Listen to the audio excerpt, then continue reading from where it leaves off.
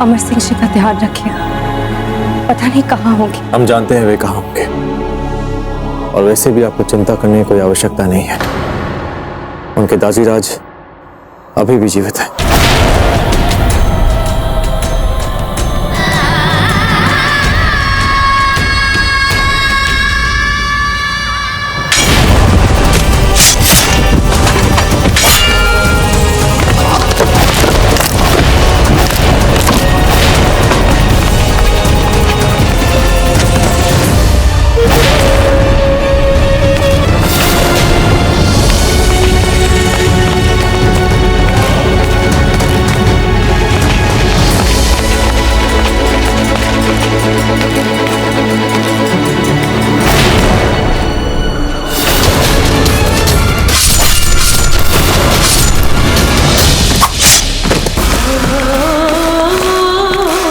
हुजूर, मदद के लिए नई कुमुक को आने में काफी समय लगेगा, और यहाँ के हालात तो आपके सामने ही हैं। हुक्म हो तो कुछ समय के लिए पीछे हट जाएं फिर। गुस्ताख, अपनी जबान को लगाम दे,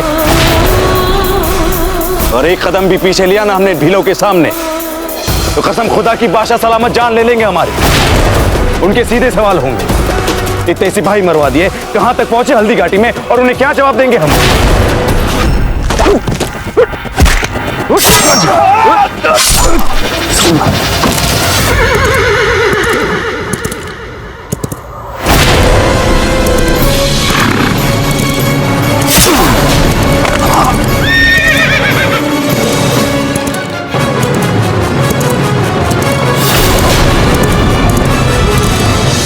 अमर सिंह जी,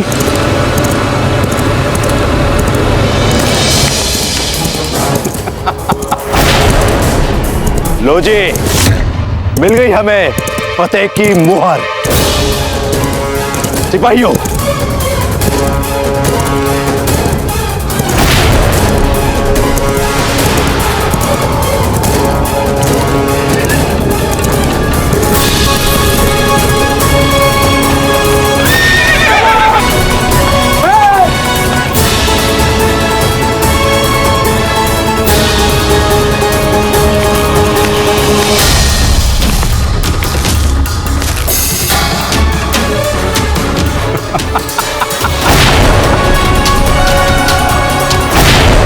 लो जी, अब तो बिना शक को सुबह तय हो गया कि इस जंग में खुदा हमारे साथ है।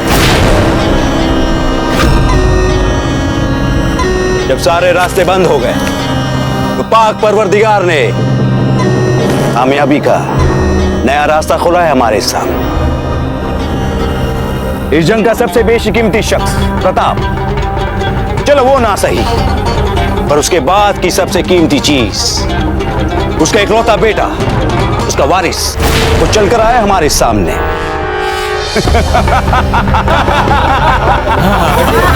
देखिए, आप जैसे समझ रहे हैं ना, वैसा बिल्कुल नहीं है। हम आपसे लड़ने नहीं, हम तो आपसे मित्रता करने आए। हे भगवान, अमर सिंह जी तो वही चाल चल रहे हैं जो दारू ने चली थी। वास्तव में, क्योंकि हम तो इस युद्ध को लेकर अपने दाजीराज के साथ बिल्कुल सहमत नहीं है। हमारे विचार में तो ये आत्मघाती है, और ऐसा युद्ध में लड़ाई की जाए, और शत्रुता से तो मित्रता सदा सदा अच्छी ही होती है। चलिए, हम आपकी बात मान लेते हैं। तो हमें बताओगे कि भील कहाँ छुपे बैठे हैं? बोलो। अब देखो, दोस्ती ऐसे तो होती नहीं। आपको सबूत देना होगा कि आप हमारे सच्चे दोस्त हो। हमें भीलों को दिखाना होगा। हमारे लिए उन भीलों को उनके छुपे हुए ठिकानों से बाहर निकालना होगा, तभी तो मानेंगे कि आप हमारे सच्चे दोस्त हो। बोलिए। एकदम ठीक। नेचरों में भीलों के अड्डे पर। हमारा मतलब है कि वो जहां छुपे बैठे हैं, तब करेंगे बाद में दोस्ती की गुफ्तगू साथ में बैठकर। इतनी जल्दी कैसे मान गया ये मुकद? ठीक है, आइए। यदि हम कुछ मुगलों को भी मारने में सफल हो जाते हैं तो भी हमारे लिए कोई छोटी उपलब्धि नहीं होगी। जी चलिए।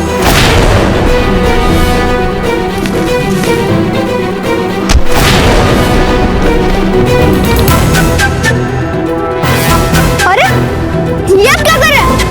हमने आपसे कहा ना यहाँ लड़ने नहीं मित्रता करने आए।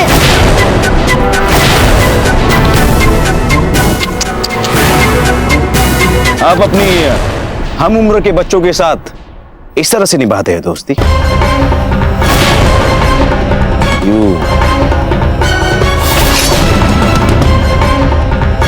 हथियार लेके लग जाए ना, खून निकलता है। ये खेलने के खिलौने नहीं है।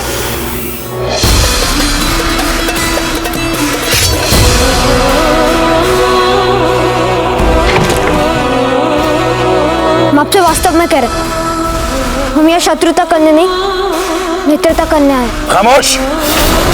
क्या लगता है आपको कि बार बार आप एक ही चाल में उलझा दोगे हमें?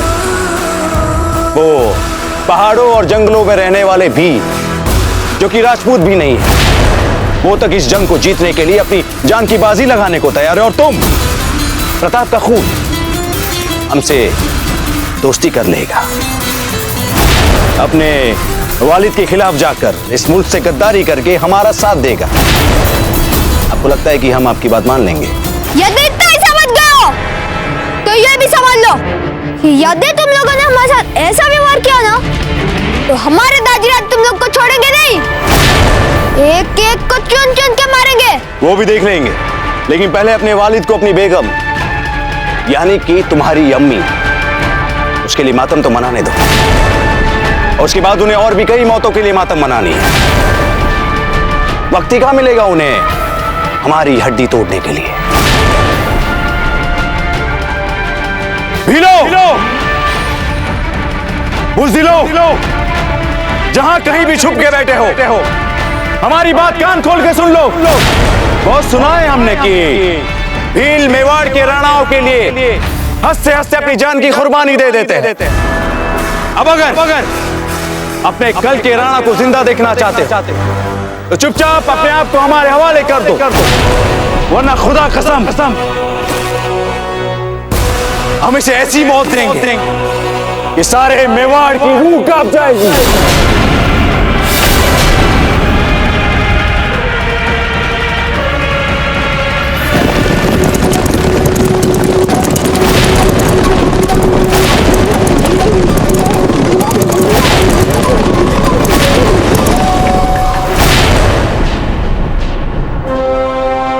लाहौल वला कुव्वत, ये किस कदर खामोशी तारी है जहाजपुर में।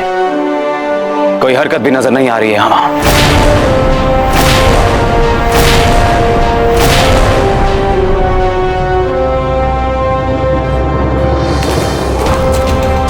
शहंशाह का इकबाल बुलंद हो। सुनो, तुम खुद जाओ वहां और वहां के सारे ताजा हालात और वहां की जानकारी हमें फौरन भेजो। जो हुकुम शहंशाह।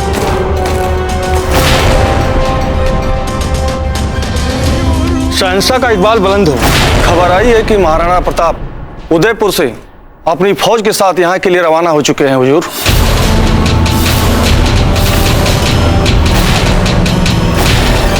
ये है अहद और कसम राजपूत के। मान सिंह जी, आपने तो कहा था कि 13 दिन तक मातम मनाते हैं राजपूत, तो फिर अपना कौल तोड़ के कैसे आ सकता है प्रताप यहाँ? शहंशाह, हमने ही तो उनकी महारानी की हत्या करके उन्हें उनका वचन और परंपरा तोड़ने का कारण और प्रेरणा दी है। शहंशाह, हमने चित्तौड़ के आला फौजी नायब आसिफ खान को खबर भेज दी है। शहंशाह, आसिफ खान बहुत ही खतरनाक और सिपाही जंगजू है और मुझे पूरा यकीन है कि वो बीच रास्ते में ही रोक लेगा प्रताप की बढ़ती बढ़त को। मेरे बहादुर जाबाज सिपाहियों, आज की जंग हमारी कुव्वतों की इम्तिहान की जंग है। ये कोई रोजमर्रा वाली मामूली जंग नहीं है सिपाहियों। ये तो तवारीफ करने वाली जंग शहंशाह हिंद का हम पे रहम व करम है जो उन्होंने इस इलाके के सबसे मशहूर और मारूफ रियासत चित्तौड़ और उसका बेहतरीन किला में बख्शा। आज वक्त आ गया है कि हम शहंशाह के दिए हुए तमाम बख्शीशों के बदले अपनी हकीर खिदमत पेश करें। हमें हर हाल में शहंशाह को जल्द से जल्द ये खुशखबरी देनी है कि हमने प्रताप को हल्दी घाटी पहुंचने से पहले ही निपटा दिया। मेरे बहादुर सिपाहियों, आज चित्तौड़ हमारा है। इंशाअल्लाह कल उदयपुर भी होगा हमारे पास।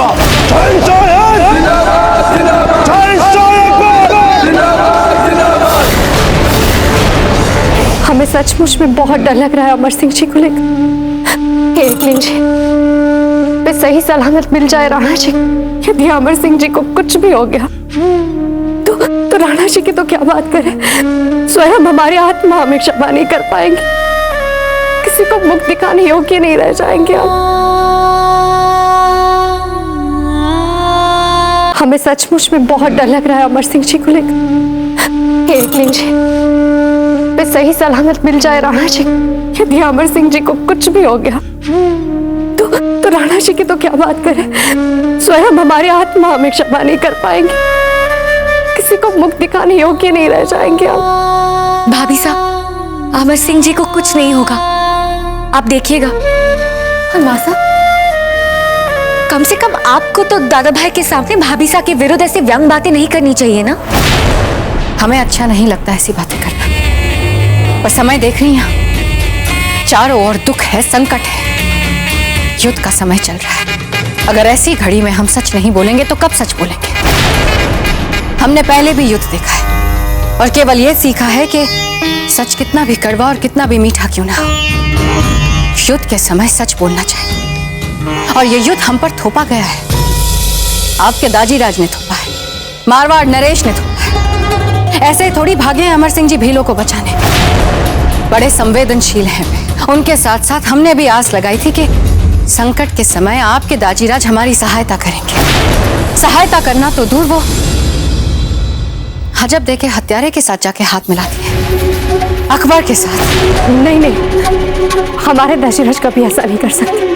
पर सच तो यही है भाभी साहब, ऐसा ही किया है उन्होंने। हाँ भाभी साहब, वे तो मुगलों का ही साथ दे रहे हैं ना। असंभव कुछ भी नहीं है भू, परिस्थितियां बदली जा सकती है, राम सिंह जी को समझाया जा सकता है। कौन करेगा ये काम?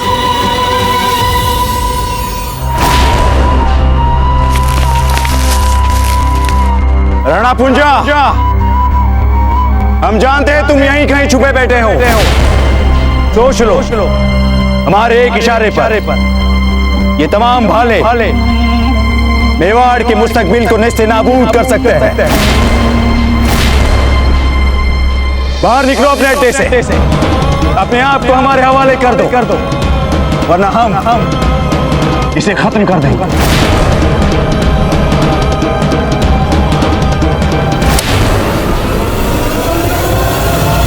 हमने हर तरह से सोचकर देख लिया, अब हमें आत्मसमर्पण करना ही पड़ेगा अगर अमर सिंह जी की जान बचानी है तो। बाप जी, मैं कुछ भीलों को लेकर आत्मसमर्पण कर देता हूँ और आप बचे हुई भीलों के साथ छिपे रहिए इस खंडरों में।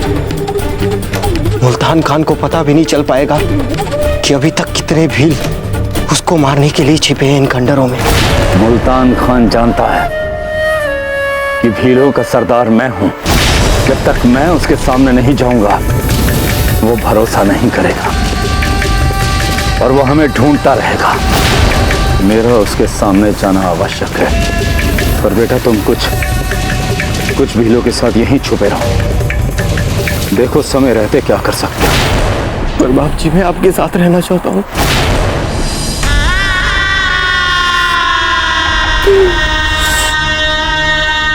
चाहता तो मैं भी यही हूं बेटा, पर यह हम भीलों की परीक्षा का समय है। मुझे जाना होगा, मुझे उनके सामने जाना होगा। शहंशाह का इकबाल बुलंद हो। मुल्तान खान ने राणा प्रताप के एकलौते फर्जंद अमर सिंह को पकड़ लिया है।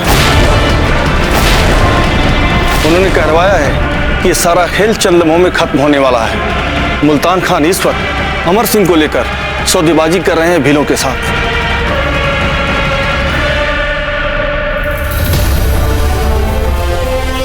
भीलों ने अगर हमारे खिलाफ सर झुका लिया तो फिर उदयपुर तक पहुंचने के रास्ते का सबसे बड़ा रोड़ा खत्म।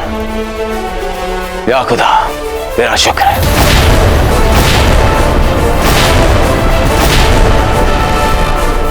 क्या बात है मान सिंह जी, आपको ये बात अच्छी नहीं लगी? जवाब दीजिए मान सिंह जी। पहले एक स्त्री की छल से हत्या की और अब एक बच्चे का अपहरण किया गया है, और आप राजपूत से ये अपेक्षा कर रहे हैं कि वो इन सब पे खुश हो।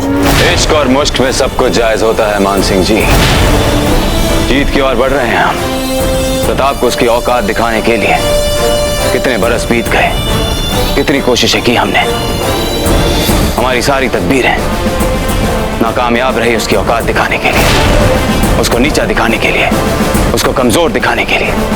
पर अब सब कुछ ठीक हो रहा है। क्या आपको फक्र महसूस नहीं हो रहा इस बात पे? जवाब दीजिए मान सिंह जी। हम निर्णय नहीं कर पा रहे हैं शहंशाह कि जिस प्रकार हमने अजबदे की हत्या करवाई और जिस प्रकार अब बालक अमर सिंह जी का अपहरण करवाया, उसे ठीक और साहसिक माना जा सकता है या नहीं। क्योंकि ये सब बातें हमारे राजपूती मूल्य और मान्यताओं के विरुद्ध जा रही हैं शहंशाह। क्या कहते हैं आपके राजपूती असूल मान सिंह जी वफादारी के बारे में? हमारी आपके प्रति निष्ठा आज भी अडिग है शहंशाह, और हमारा धर्म इन कुकर्मों को सराहने की अनुमति नहीं देता शहंशाह। मजहब की बात मत कीजिए मान सिंह जी, क्योंकि आपका मजहब तो ये भी इजाजत नहीं देता कि किसी का नमक खाओ और उसके साथ नमक हरामी करो। आपके नमक का ही तो उधार चुका रहे हैं शहंशाह, और जब तक हमारे शरीर में एक भी रक्त की बूंद रहेगी, हम आपके नमक का उधार चुकाते रहेंगे शहंशाह। और तेज चेतक, और तेज। हमें शीघ्र अतिशीघ्र वहां पहुंचना है। वहां पहुंचकर हमें भीलों की सुरक्षा करनी है, उनकी सहायता करनी है। चलिए चेतक, और तेज चेतक। हमारे भी अश्व अगर चेतक जैसी गति दिखा पाते तो हम भी पलक झपकते ही वहां पहुंच सकते थे।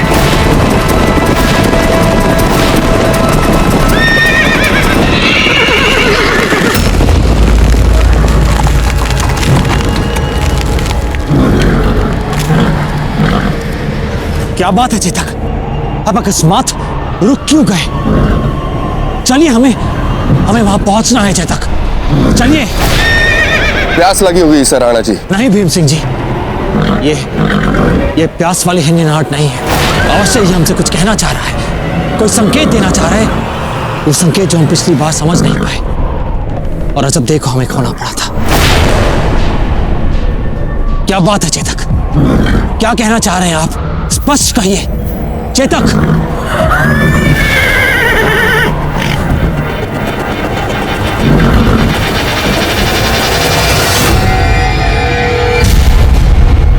तीर संभालिए।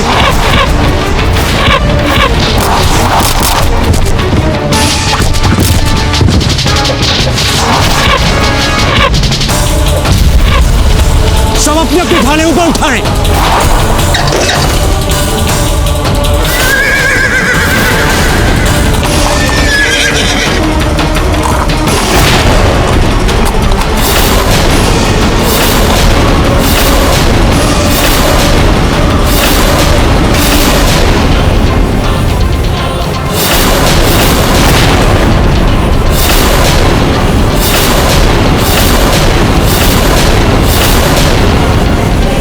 जी, ये चित्तौड़ का मुगल किलेदार आसिफ खान है। राणा जी, इनका मार्ग भेद पाना कठिन लग रहा है हमें।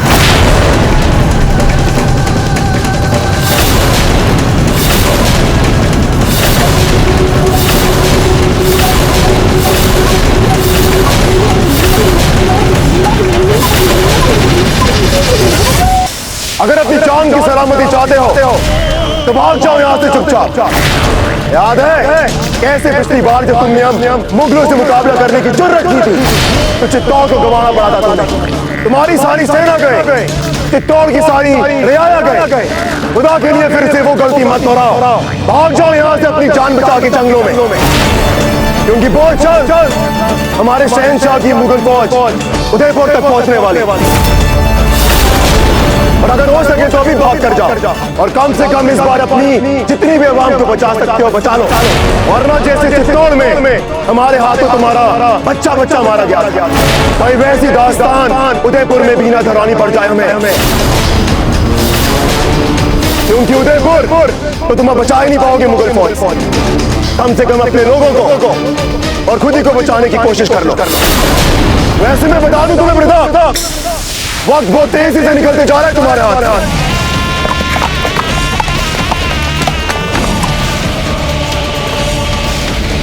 आसिफ खान, इसे पहचानते हो?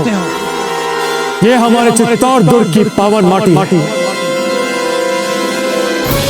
इसे सदैव आपके साथ ही रखते, सोते जागते उठते बैठते ये हमारे साथ ही रहती है। जानते हो क्यों?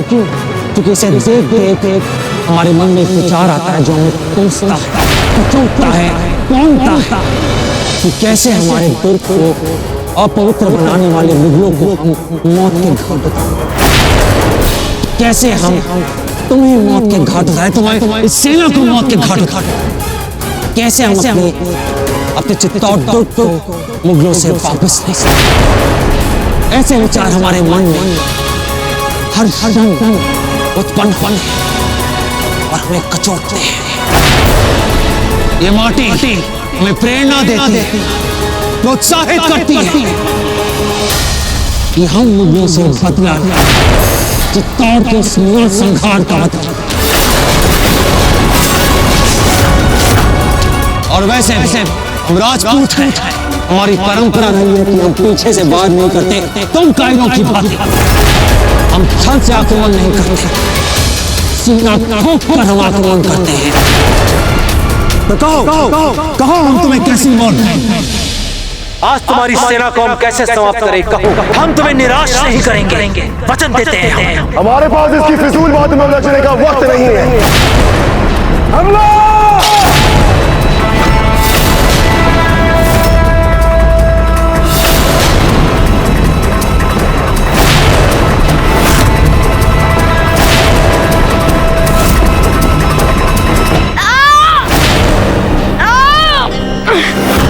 आखिरी बार कह रहे तुमसे, अपने आप को हमारे हवाले कर दो, वरना तुम्हें मेवाड़ के मुस्तकबिल को मिटाने के एहसास के साथ जीना पड़ेगा। मेवाड़ के शाही खानदान के इस आखिरी वारिस की मौत के लिए जिंदगी भर दुनिया तुम्हें कोसे, हमारा क्या? हम तो मार देंगे इसे। और खुदा कसम सचमुच में मारेंगे इसे।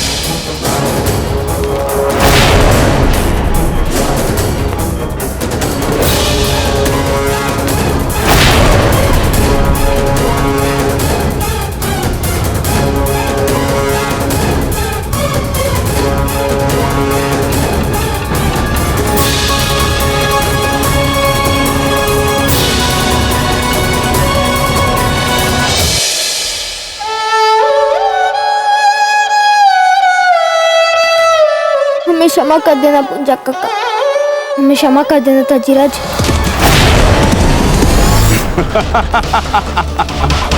लाहौर बिलाखोर यकीन नहीं होता कि तुम मुट्ठी भर भीलों ने 30,000 सिपाही हलाक कर दिए मुगल फौज के। अमर सिंह, तुम्हें तो इनाम मिलना चाहिए शहंशाह की तरफ से। काफी काबिल तारीफ काम किया है तुमने हमारे लिए।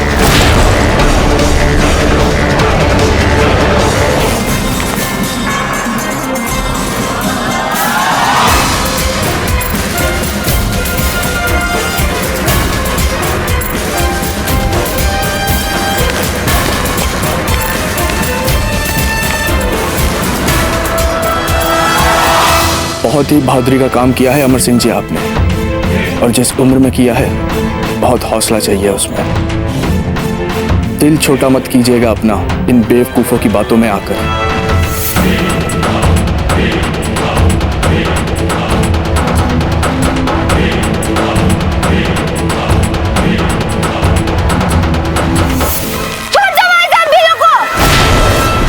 हम आपको बदले में उदयपुर दे देंगे। हम उदयपुर के होने वाले राणा के रूप में आपको ये वचन दे रहे हैं। खामोश! जितना कद है उतने ही जबान चलाओ।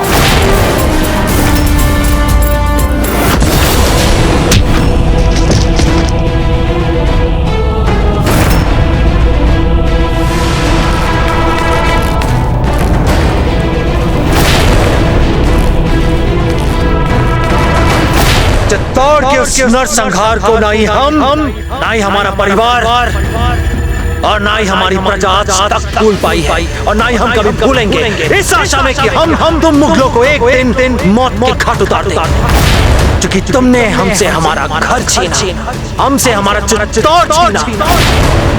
आसिफ खान, तुम्हें तो आज मरना ही होगा और हमारे हाथों मरना होगा, क्योंकि हमारे पास तुम्हारे लिए 5660 तरीके हैं। तो क्या तुम हमारा सामना करने के लिए पूर्ण रूप से तत्पर हो, तैयार हो? क्योंकि हम और हमारी सेना तो तैयार।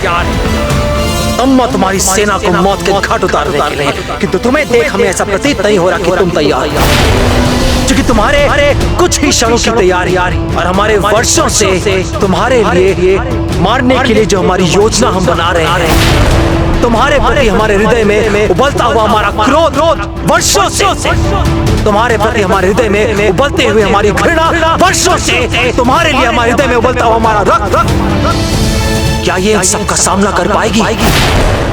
सौभाग्य की बात देखिए, क्या नियति ने तुम्हारे सामने दो विकल्प रखे, क्योंकि हमें शीघ्र जाकर अपने भील साथियों की सुरक्षा करनी, उनकी सहायता करनी। पहला कि तुम चुपचाप शांतिपूर्वक इस मैदान को छोड़कर भाग जाओ, इस आशा के साथ कि एक दिन तुम हमारे साथ वीरों की भांति लड़ोगे और उसके पश्चात वीर गति प्राप्त कर। और दूसरा, यदि तुम आज हमसे उलझे तो हम तुम्हें एक ऐसी दर्दनाक मौत देंगे कि तुम्हारी पूर्वजों की आत्मा तक कांप उठेगी। चुनाव तुमने करना।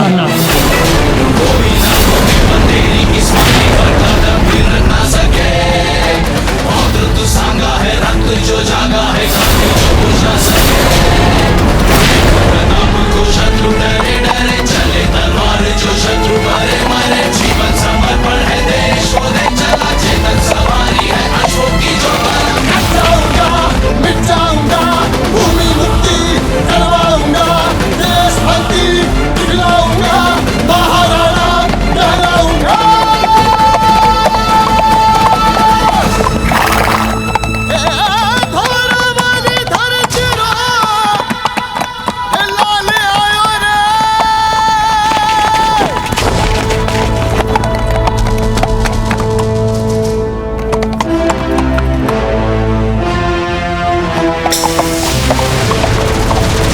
मुझे हम दावे के साथ कह सकते हैं कि तुम्हारे साथ सभी भीलों ने अपने आप को नहीं किया हमारे हवाले। मेरे सारे भील तुम्हारे सामने हैं। मान लेते हम तुम्हारी बात, क्योंकि तुमसे काफी फायदा उठाना है। हम बहस नहीं करते हम इस बातों को, मुद्दे की बात करते हैं। अब तुम हमारी मुगल सेना को इस खंडर से बाहर निकलवाओ, और इस बीच अगर हमारा एक भी सिपाही हलाक हुआ तो खुदा कसम, एक सिपाही के बदले तुम्हारे 5 भीलों के हाथ काट देंगे हम।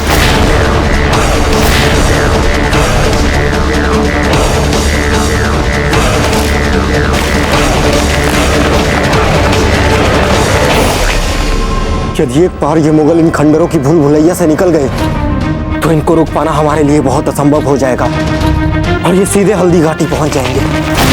और बाप जी का तो सारा अभियान इन मुगलों को हल्दी घाटी जाने से रोकने का था। हमें भी पता है ये सब बातें, पर इस समय सरदार और अमर सिंह जी के प्राणों को संकट में नहीं डाल सकते, इसलिए कोई आक्रमण नहीं करेगा। हम सिर्फ आशा कर सकते हैं तो वो धीरे धीरे निकले, रोक नहीं सकते इनको।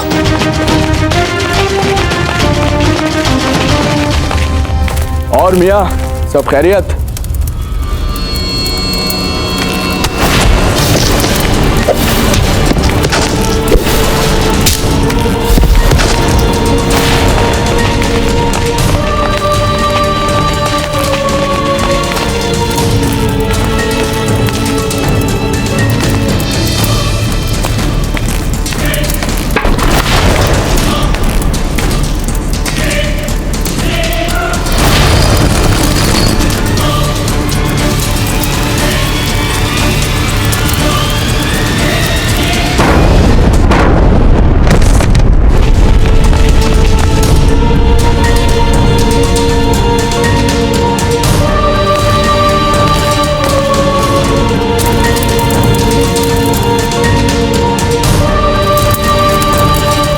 किसने चलाई हमारी तोप?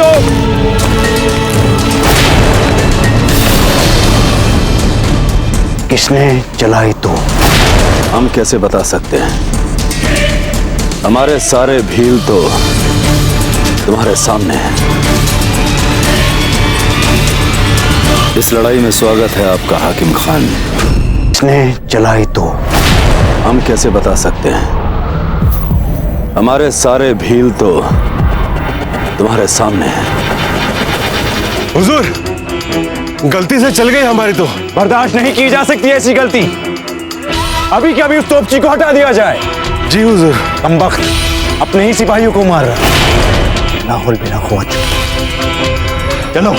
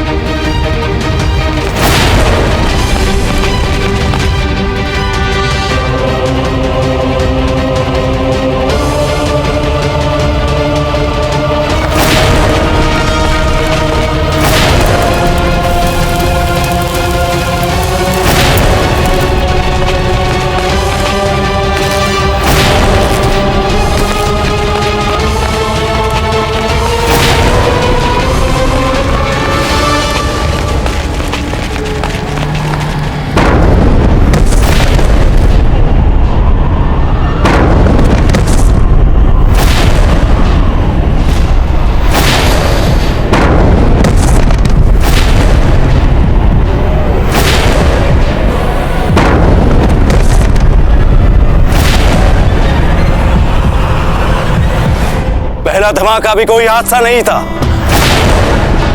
जरूर हमारे बीच कोई घुसपैठिया है जो ये हिमाकत कर रहा है। सिपाही, पूरी पलटन की तलाशी ली जाए। हमें लगता है कि हमारे बीच कोई राजपूत है। ढूंढो उसे फौरन। तुम्हारा नाम क्या है? अनिफ खान।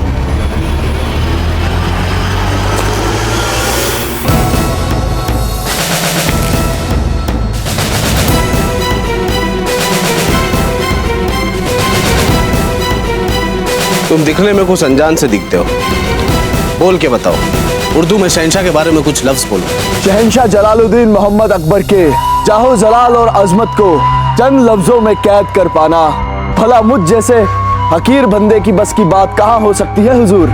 वह तो खुदा है हमारे। ठीक है, रुक जाओ।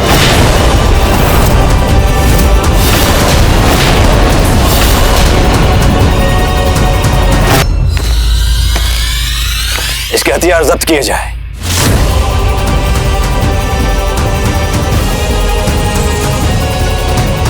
क्या कहा तुमने? खुदा है तुम्हारे लिए। हमारे शहंशाह कभी ये बर्दाश्त कर ही नहीं सकते। एक सच्चा मुगल सच्चे खुदा के होते किसी इंसान को खुदा कहने का गुफ्र करे, और एक मुगल सिपाही तो ये गलती कभी कर ही नहीं सकता।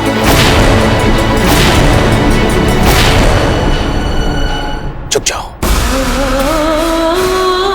सुना नहीं तुमने हमने क्या कहा? चुप जाओ।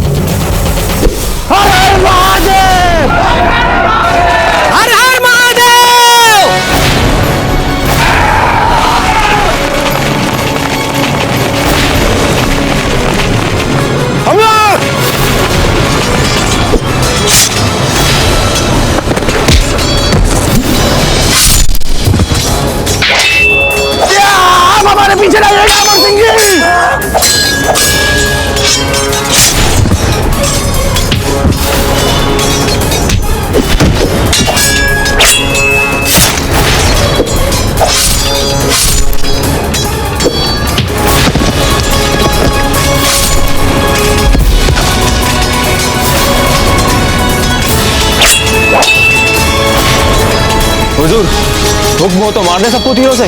गलती से भी ऐसा मत करना। भील हमारे सिपाहियों के बीच घुस गए हैं। अगर भीलों को तीर मारोगे तो हमारे भी तो साथी मरेंगे। इसलिए जो भी करना है तलवार की जोर पे करना है।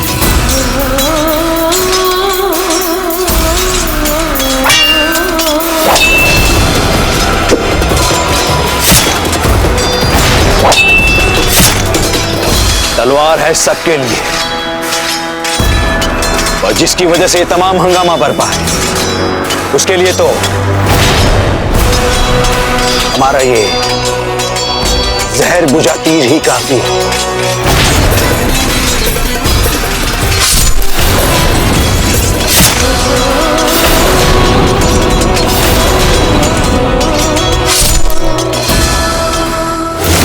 बेटा, इस युद्ध का कुछ भी निर्णय हो, मुझे अपने बेटे पर हमेशा गर्व रहेगा। बाप जी, मुझे तो लगा था आप बहुत क्रोधित होंगे। इस युद्ध के निर्णय से कुपित होकर आप मुझे मार ही ना डाले। बेटा, जब हमारे पास काटने के लिए मुगल हैं, तो हम तुम्हें क्यों काटेंगे? बाप जी, मुल्तान खान का है। इस समय इनकी गर्दनें काटने पर ध्यान दो, मुल्तान को हम देख लेंगे। बाप जी, वो इनका सेनापति है। कहीं वो फिर से कोई चक्कर तो नहीं चला रहा?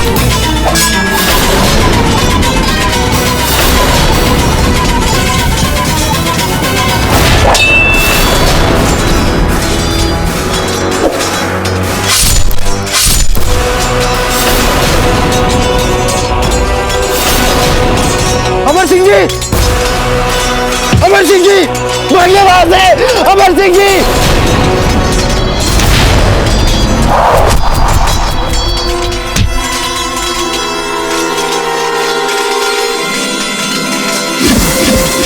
अमर सिंह जी,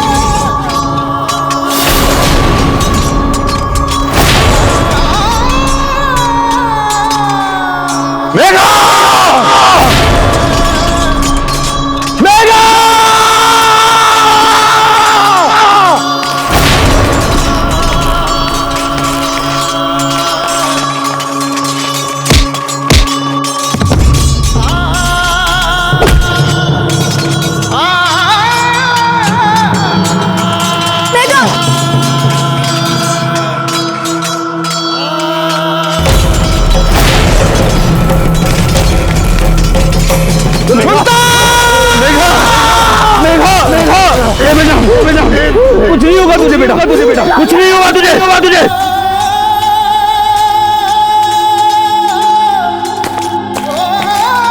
हमने राणा जी को वचन दिया, इन मुगलों को हम हल्दी घाटी तक नहीं पहुंचने देंगे।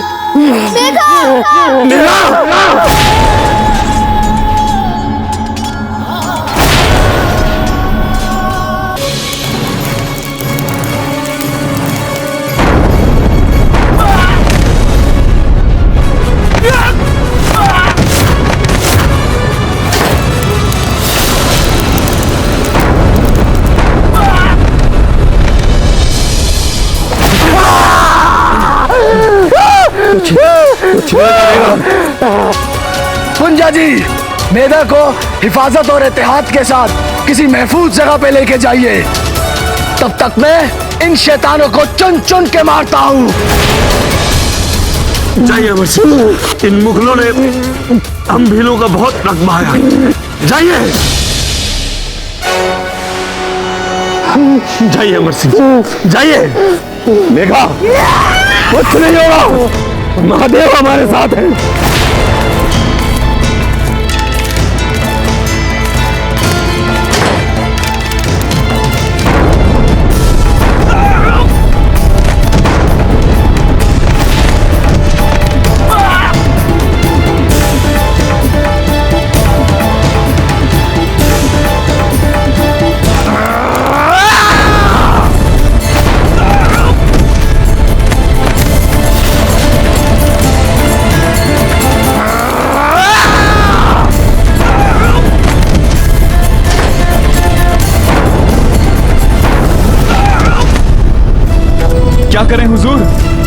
सैनिक तो कीड़े मकोड़ों की तरह मरते जा रहे हैं। फौज को फौरन पीछे हटने का हुक्म दिया जाए। अगर पीछे हटना शुरू किया तो हाथ आया रकबा सारा गंवाना पड़ेगा हमें। अगर इसी वक्त फौरन हम पीछे नहीं हटे तो जिस जमीन की तुम बात करे वो हमारी लाशों से बच जाएगी। देख नहीं रहे कैसे हकीम खान हमारी ही तोपों से हम ही पे आग उगल रहा है।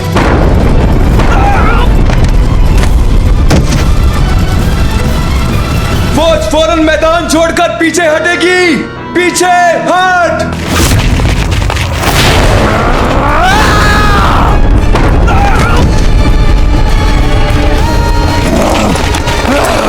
हकीम खान, हकीम खान, हकीम खान हट चुके हैं।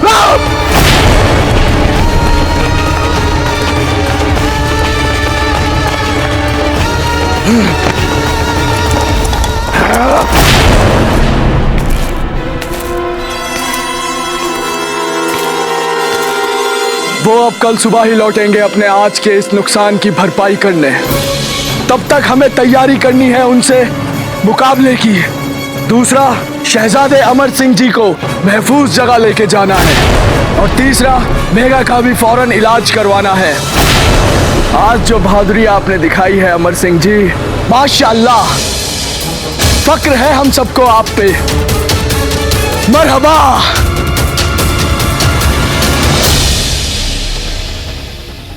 झाला जी, डोडा जी और शालीवान जी अब तक नहीं लौटे।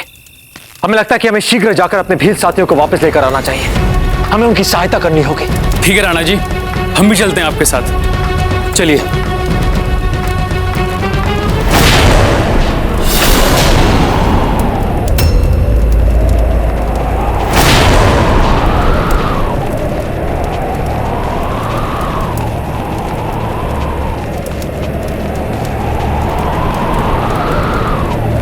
मेघा, बेटा उठना। हकीम खान साहब, थोड़ा जल्दी चलिए ना। मेरे मेघा का बहुत रक्त बह गया है, जल्द से जल्द उपचार की आवश्यकता है। देखिए राणा जी, मेरा बेटा मुगलों से लड़ते लड़ते घायल हुआ है, पर बहुत रक्त बह गया राणा जी। हमारे खेमे में सारी जड़ी बूटियां हैं, इसे जल्द से जल्द वहां ले जाना होगा। एक बार जड़ी बूटी लग गई तो ये ठीक हो जाएगा, फिर लड़ेगा मुगलों से। चलिए राणा जी। आप पूंजा जी, हमें शीघ्र चल के इनका उपचार करना चाहिए। आइए हाकिम भाई, चलिए।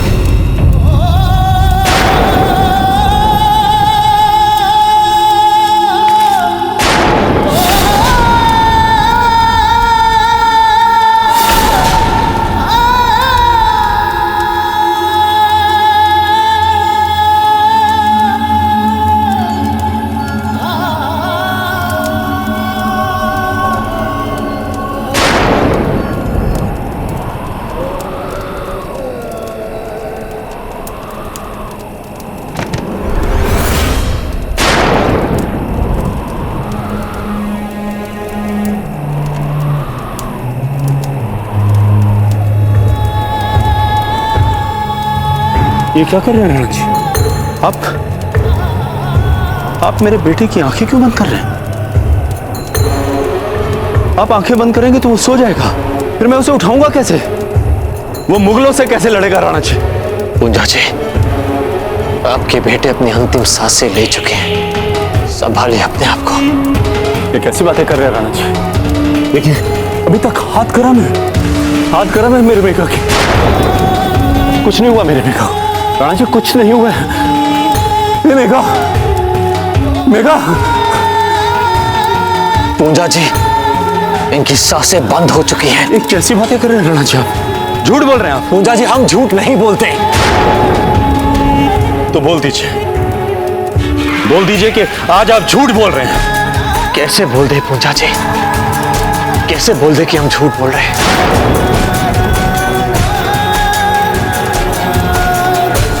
संभालिए अपने आप को। आपके बेटे को वीर गति प्राप्त हुई है, हम सबको गर्व है इस बात पर। संभालिए अपने आप को, संभालिए अपने आप को।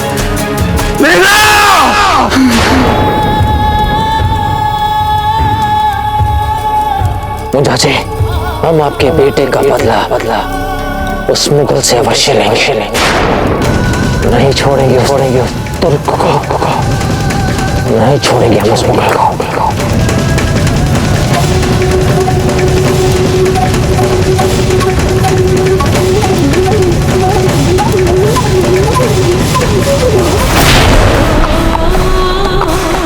शहंशाह, हुक्म दीजिए, हम अभी इन पहाड़ी चूहों को जाकर कुचल के रख देते हैं। क्या हुआ जनाब? हम ऐसे मैदान जंग छोड़ के नहीं जा सकते शहंशाह के पास। कितने यकीन के साथ शहंशाह ने हमें हमारी जिंदगी की सबसे बड़ी मुहिम इस जंग की बागडोर सौंपी थी हमारे हाथों में। अपनी हारी हुई शक्ल नहीं दिखा सकते हम शहंशाह को, कभी नहीं। पर हुजूर, लड़ते लड़ते आप भी काफी थक चुके होंगे और हम भी थक चुके हैं। बाकी बची हुई सेना पूरी तरीके से पस्त हो चुकी है। कम से कम नई फौजी कुमुक को आने तो दीजिए हमारी मदद के लिए। नहीं, हमारी फौज के जंग जीतने के जज्बे में कभी भी, किसी भी वक्त, कैसे भी हालात क्यों ना हो, उसमें कमी नहीं आ सकती। और वे लोग बचे ही कितने हैं, हमने खुद अपनी आंखों से देखा है। उनकी तादाद काफी कम हो गई है, उनकी औकात ही नहीं बची अब हमारी इतनी बड़ी फौज का सामना करने की, उन्हें रोकने की। ठीक है हुजूर, फिर आज रात का खेमा हम यहीं लगाते हैं और यहीं पे इंतजार करते हैं फौजी इमदाद की। और कल सुबह होते ही हम दुश्मनों पे हमला बोल देंगे।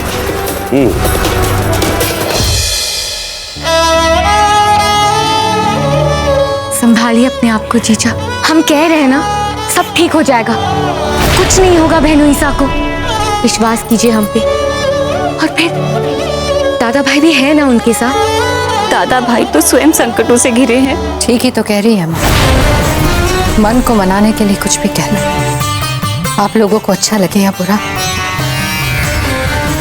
हमें इस युद्ध से कोई उम्मीद नहीं है।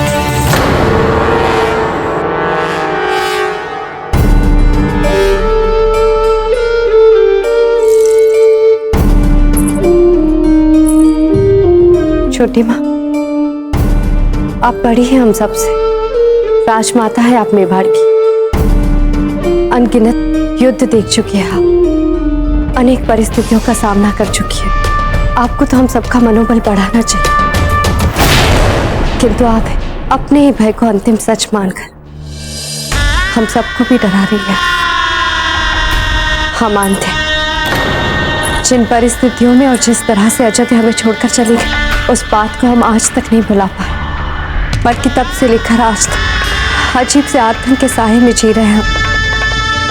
हर समय अजीब सा भय खचोटता रहता है हमें कि जिस तरह से अजय हमारी आंखों के सामने से चली गई, कहीं ऐसे सब कुछ ना खो दिया। राणा जी को, अमर सिंह जी को,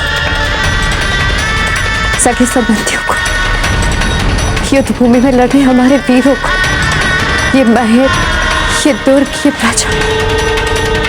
फिर हमने सोचा यूं काल्पनिक भय में जीने से क्या लाभ। यदि हम यूं ही सोच सोच कर अपने वर्तमान को निर्बल बना देंगे तो आने वाले भविष्य का सामना कैसे कर पाएंगे। यदि कल्पना करनी है तो निराशा की क्यों की जाए, आशा की क्यों नहीं, युद्ध में अपनी विजय की क्यों ना की जाए, सुख और समृद्धि से भरपूर भविष्य की क्यों ना की जाए। आप बिल्कुल ठीक कह रही है भाभी साहब।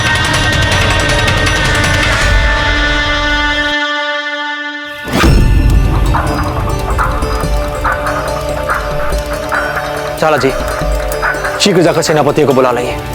हम एक महत्वपूर्ण मंत्रणा करनी है रणनीति बनाने के लिए। मुल्तान खान और उसकी सेना को करारा उत्तर देने के लिए हमारे पास एक योजना है। जो भीषण स्थितियां उसने हमारे विरुद्ध खड़ी की हैं, उसे रोकने के लिए हमें शीघ्र ही कुछ करना होगा। उन्हें हमें पूर्ण रूप से समाप्त करना होगा। जाइए।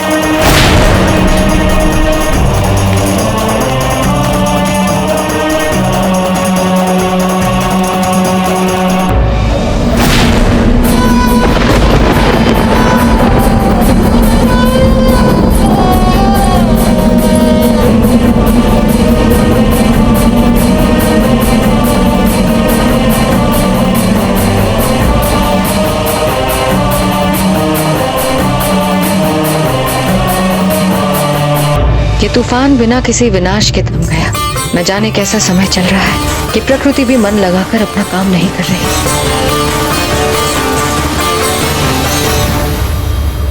दासी,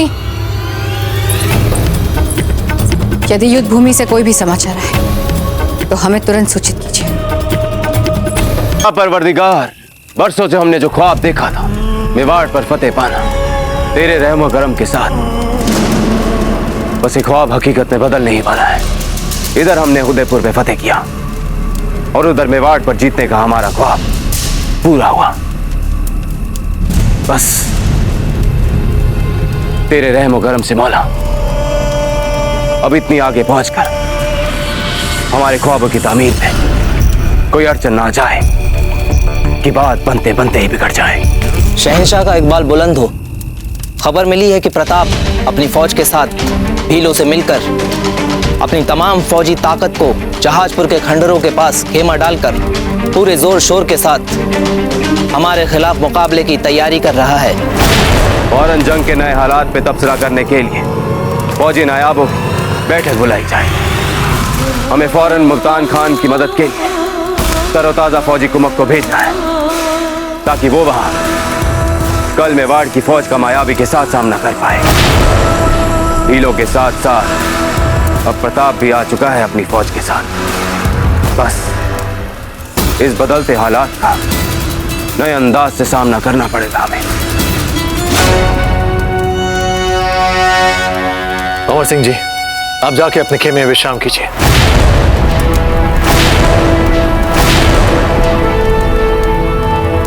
क्या आपने हमें सुना नहीं? हमने कहा कि आप जाके अपने खेमे में विश्राम कीजिए।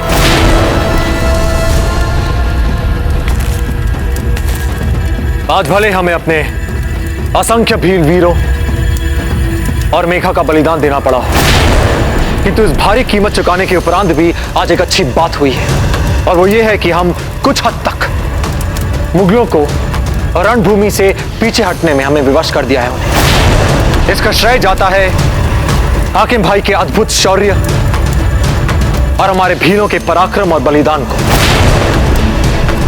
साथियों, कल का दिन हमारे लिए एक बड़ी चुनौती वाला दिन होगा, क्योंकि कल मुगल दुगनी तैयारी, दुगनी ताकत के साथ मैदान पर उतरेंगे, इस आशा के साथ कि वे आज के नुकसान की भरपाई और हमें वे जितना खदेड़ सकते हैं वे हमें उदयपुर की दिशा की ओर खदेड़ने का प्रयास करेंगे। किंतु राणा जी, खुले मैदान के इस युद्ध में मुगल सेना का सामना हम कैसे कर सकते हैं?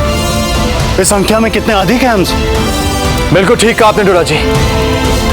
इसलिए हमें राणा पूंजा के कारगर रणनीति से पाठ सीखना पड़ेगा। किस तरह वे शत्रु के विरुद्ध अपने क्षेत्र के भूगोल को एक सफल हथियार के रूप में प्रयोग कर लेते हैं। और जैसा कि आप सभी देख सकते हैं, ठीक हल्दी घाटी के पहले ये खड़ी घास का मैदान है, और हम इसी घनी घास के मैदान को उस कारगर हथियार के रूप में उसका प्रयोग कर सकते हैं। लगता है मेवाड़ी फौज इस घास वाले मैदान का इस्तेमाल कर इन ऊंची ऊंची घास की आड़ में बड़ी चालाकी के साथ जैसे अब तक हमारा नुकसान करती आई हैं, वैसे ही कल भी हमारा जबरदस्त नुकसान करने का मंसूबा रखती है। दुनिया की सबसे अजीम तरीन फौज होकर हम इस घसियाल मैदान की घास से क्यों डर जाए? क्या मामले की संजीदगी को समझाने के लिए अब तक हुए हमारे तमाम फौजी नुकसानात की फहरिस्त समझानी पड़ेगी तुम्हें। तकरीबन 2 लाख की फौज लेकर आए, और अब तक कितनी आगे बढ़ पाए हम हल्दी घाटी की तरफ, और वो भी तब जब प्रताप था ही नहीं हमारे मुकाबले। अब कल वो भी होगा हमारे मुकाबले। इसके बावजूद भी अगर तुम चाहो तो कमजोर समझ सकते हो दुश्मन को, पर इस सूरत में हमें लगता है कि तुम्हें तुम्हारे ओहदे से आजाद करके तुम्हें हमारे मरियल वाले घोड़ों के अस्तबल में उनकी मालिश करने के लिए भेजना चाहिए। प्रताप इस घास वाले मैदान का इस्तेमाल करेगा, क्योंकि ऊंची ऊंची घास उसके छापा मार जंग के लिए बेहद मुफ्त साबित हो सकती है। जहां तक हम उस मुगल को जानते हैं, वो इस घने घास के मैदान को एक दिशा से नहीं घेरेगा। यदि हम उसके स्थान पर होते तो हम इसे चारों ओर से घेर लेते। छापामार जंग में सबसे अहम होता है कि कौन सबसे पहले यक बयक हमला करके दुश्मन को हैरानी में डालता है। ऊंची लंबी और घनी घास का फायदा उठाकर यकीनन मेवाड़ी फौज अपने आप को इसके चारों तरफ बिखेर लेगी, इसलिए हमें भी उन्हें सारी तरफ से घेर लेना है। मेरे मन में एक छोटा सा सवाल है। वैसे तो मेरे लिए फख्र की बात होगी कि मुल्तान खान के साथ मिलकर मैं जंग अजीम लड़ूं, पर हुजूर आपने मानसिंह को जंग में भेजने का फैसला क्यों नहीं सोचा? और वैसे भी हम तो हमेशा राजपूतों को ही राजपूतों से लड़वाने की बात में यकीन रखते हैं। हाँ, ये सच है। ये एक राजपूत ही राजपूत का खून बहाए तो सियासी तौर पे एक बेहतर चाल होती है और हम भी इसके मुतालिक यही सोच रखते हैं कि एक राजपूत का खून बहाता है तो इससे और भी राजपूतों का खून बह जाता है। और कल मान सिंह जी का दिन नहीं है, क्योंकि कल हम प्रताप की सबसे बड़ी कमजोरी को अपना सबसे बड़ा हथियार बनाएंगे, उसका बेटा अमर सिंह। और मान सिंह जी दुश्मन की ऐसी कमजोरियों का फायदा उठाने वाले मुनासिब शख्स नहीं है, क्योंकि उनका राजपूती धर्म जो टांग अड़ा देता है बीच में। और जहां तक हम जानते हैं, यह समाचार उस तक पहुंच गया होगा कि अमर सिंह जी हमारे साथ इस युद्ध में लड़ रहे हैं और इसे हमारी निर्बलता का प्रतीक समझ वो इसका उपयोग करने का हर संभव प्रयास करेगा। तो देखने दीजिए मुगलों को ये झूठा ख्वाब। अमर सिंह जी हमारी कमजोरी नहीं बल्कि हमारी ताकत है। ईमान की बात है, आज हम मुगलों को खदेड़ पाए तो इसमें बहुत बड़ा हाथ अमर सिंह जी का है। मुसलसल मदद और उस जबरदस्त खून खराबे में उनका कमाल का जज्बा। ये सब बातें ठीक है हाकिम भाई, कि अमर सिंह जी को लौटना होगा। लौटना पड़ेगा? हम समझे नहीं राणा जी। हम जो भी कह रहे हैं स्पष्ट रूप से कह रहे हैं, अमर सिंह जी को उदयपुर लौटना होगा। नहीं राणा जी, ऐसा नहीं हो सकता। वो भले ही उम्र में छोटे हैं मगर एक कमाल के जंगजू हैं। इस वक्त उनकी जगह महल में नहीं बल्कि जंग के मैदान में होनी चाहिए, ठीक उसी तरह जिस तरह आप अपने बचपन में हैरत अंगेज जंग लड़ा करते थे। वो भी बिल्कुल आप ही की तरह है राणा जी। हाकिम भाई, हमें कभी भी अमर सिंह जी के जोश और साहस पर संदेह नहीं था, ना ही था और ना ही कभी होगा। किंतु ये बात आप क्यों नहीं समझते कि उनके पास अनुभव की कमी है।